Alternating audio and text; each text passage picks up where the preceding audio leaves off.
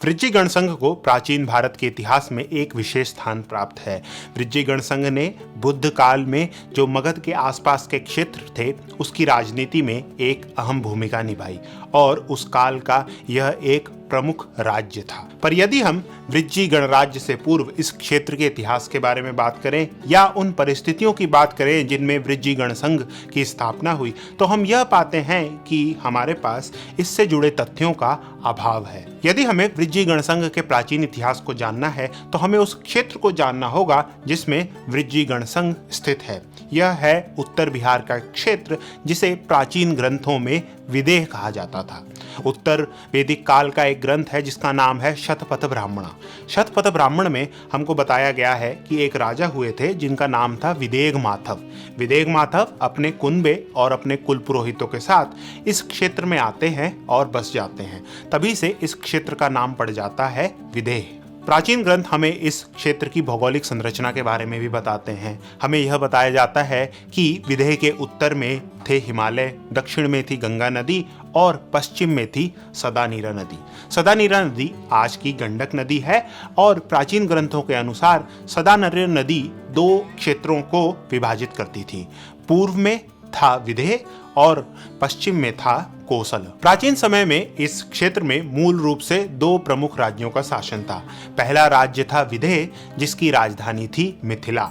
मिथिला आज का जनकपुर है जो कि नेपाल में स्थित है और हमको प्राचीन ग्रंथों में यह बताया गया है कि इस राज्य के दूसरे शासक थे जिनका नाम था मिथि जनक और उन्हीं के नाम से मिथिला नगर का नाम पड़ा। दूसरा राज्य जिसने इस क्षेत्र के पश्चिम भाग पर शासन करा वह था वैशाली।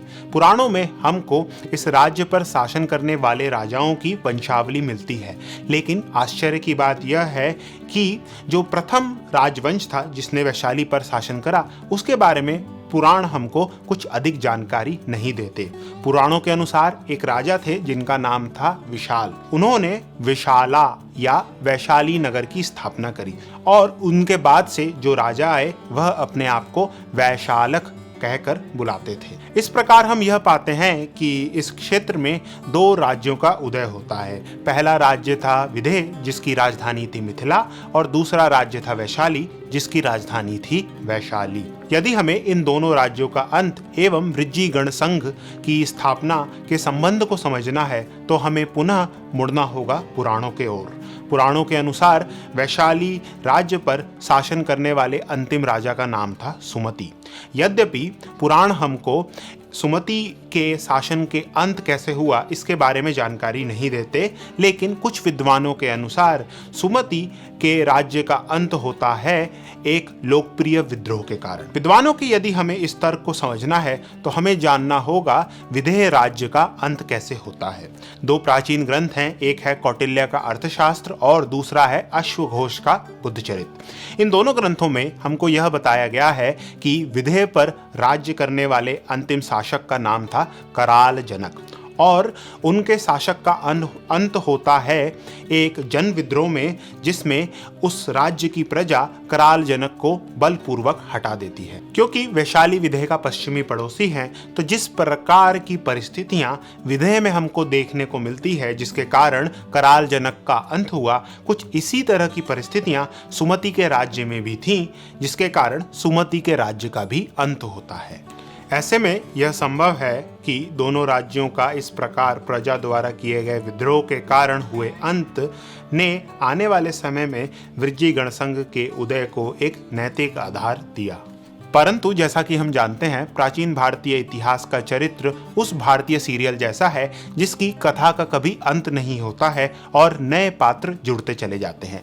कुछ इस तरह की परिस्थिति हम इस घटना में भी देखते हैं। एक बौद्ध ग्रंथ है जिसका नाम है दीपवंश।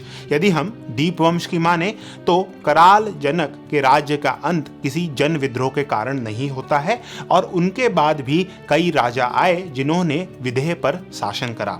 दीपवंश के अनुसार जो विदेह के अंतिम राजा हुए उनका नाम था बुद्धदत्त और बुद्धदत्त के बाद विदेह पर अधिकार हो जाता है मगध का। तो यदि दीपवंश के हम तथ्य देखें तो ऐसा प्रतीत होता है कि विदेह राज्य पर राजतांत्रिक व्यवस्था कराल जनक के शासन के बाद में भी बनी रही और विदेह राज्य कभी भी वृज्जी गणसंघ का अंग नहीं बना। भिन्न भिन्न स्रोत एवं उनमें दी गई भिन्न भिन्न कहानियों से किसी एक निष्कर्ष पर पहुंच पाना बहुत ही कठिन होगा, लेकिन एक बात तो स्पष्ट है कि वृज्जी गणसंघ की स्थापना से पूर्व इस क्षेत्र में राजतांत्रिक व्यवस्था थी और यह संभव है कि वृज्जी गणसंघ की स्थापना का संबंध प्रजा द्वारा किए गए जन विद्रोह से है। यदि आपको यह वीडियो अच्छा लगा तो कृपया करके सब्सक्राइब करें, और अगर आपको जानना है मगध के प्राचीन इतिहास के बारे में तो कृपया करके यह वीडियो देखें। धन्यवाद।